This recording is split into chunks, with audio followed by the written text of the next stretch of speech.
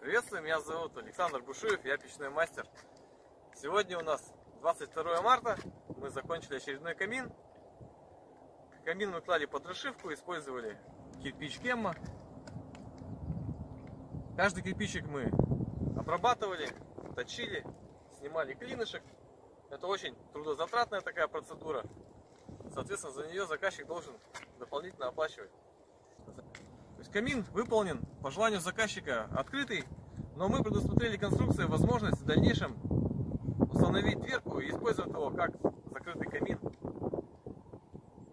Ошибки, которые были допущены предыдущим печником, довольно-таки банальны. Печник оказался не совсем не печник, а обычный каменщик, который выполнял работу, используя обычный кладочный раствор, цементный раствор.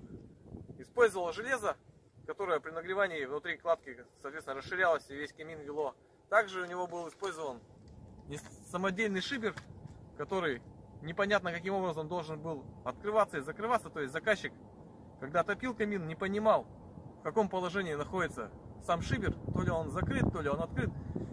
В итоге в процессе чего камин дымил и задымлял помещение.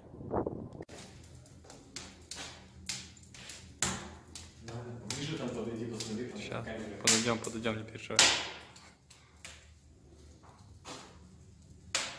За кирпич Кемма, то есть мы каждый кирпичик берем, обтачиваем болгаркой. Для чего обтачиваем? Здесь жарит. Ага, видите? Вот лицевая сторона, задняя сторона. Если его укладывать, то плоскость сделать, то шеф того не даст прожать его. Он начнет заваливаться и плоскость начнет поменять. Не понял. И поэтому мы каждый кирпич можно, конечно, купить чешский кирпич за 50 рублей и...